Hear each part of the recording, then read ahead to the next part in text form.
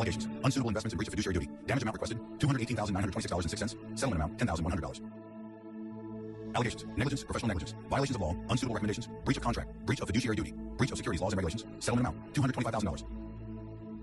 Allegations. Breach of written contract, breach of fiduciary duty, failure to supervise, negligence and gross negligence, misrepresentations and omissions, violation of FINRA rules, violation of federal securities laws, violation of California and Colorado Securities Acts, violation of the Investment Advisors Act of 1940, violation of Reg BI. Damages amount still pending. Allegations. Violations of federal securities laws, violations of the Colorado Securities Act, breach of contract, common law fraud, breach of fiduciary duty, negligence and gross negligence. Damage amount requested, $135,000.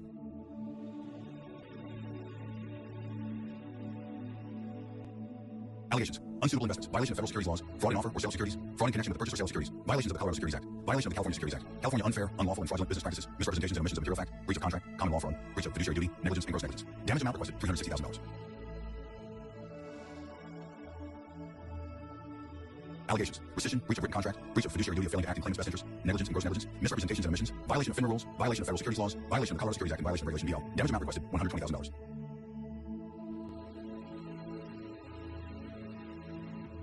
Allegations. Violations of federal securities laws, fraud in offer or sale of securities, fraud in connection with the purchase or sale of securities, violations of California securities laws, unsuitable recommendations, misrepresentations, and omissions of material fact, California unfair, unlawful, and fraudulent business practices, violation of California's financial elder abuse law, violation of Washington Securities Act, violation of Washington's Consumer Protection Act, violation of the Colorado Securities Act, violation of Colorado Consumer Protection Act, breach of contract, common law fraud, breach of fiduciary duty, negligence and gross negligence. December 2019. Damage amount requested still pending.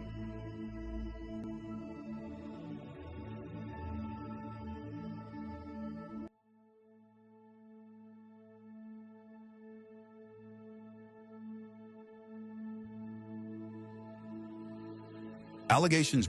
Breach of fiduciary duty, negligence and negligent misrepresentation, breach of contract, overconcentration, failure to supervise, violation of regulation. Best interest damage amount requested $400,000. Allegations suitability damage, amount requested $25,000, settlement amount $9,000. Allegations, violations of federal securities laws, violations of the Colorado Securities Act, violation of Colorado Consumer Protection Act, breach of contract, common law fraud, breach of fiduciary duty, negligence and gross negligence. Damage amount requested $450,000. After hearing all of that, does Will Duffy sound like an honest man? He's facing accusations from a growing number of victims, has already agreed to pay damages, and may owe over $1 million in fines for multiple SEC violations, offenses that could even lead to jail time. Yet instead of focusing on avoiding prison, his sole concern is settling the flat Earth versus globe Earth argument. Does that make any sense? Wouldn't any other person in his position be doing everything possible to stay out of jail? Isn't it far more likely that he has an ulterior motive, perhaps using this debate as a bargaining chip for those in power who have a vested interest in keeping the ridiculous heliocentric hypothesis alive? None of this adds up unless there's a powerful motivation at play, whether it be financial ruin, the threat of extended prison time, or other forms of persuasion to push a false narrative. Stripping someone of their wealth and freedom is a compelling way to ensure compliance.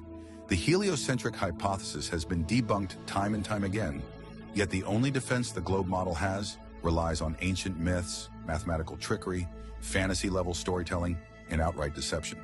If one argues that the movement of the sun dictates the shape of the Earth, they must also believe in an object that blatantly defies natural law.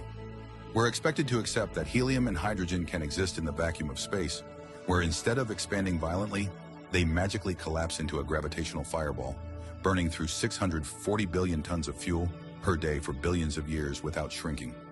This so-called gravity is supposedly strong enough to hold on to Pluto, yet somehow ignores our own moon, among countless other contradictions in this elaborate fantasy. Natural gas law shows that gas violently fills the available space when not contained except in the heliocentric hypothesis.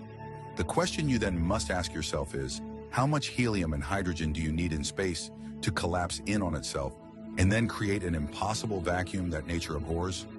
Let me give you the answer in the words on Monty Python. Oh yeah, how much? A lot. The Earth is flat. It has been understood for all of history. The globe deception is a mental prison designed to keep you from discovering the truth and elevating your consciousness. The failed experiment, TFE, was created to suppress knowledge of the flat Earth, but their efforts are only making us stronger. Our numbers are too great for them to silence the truth. Keep spreading the flat Earth truth and reject the lies of the globe-worshipping cult.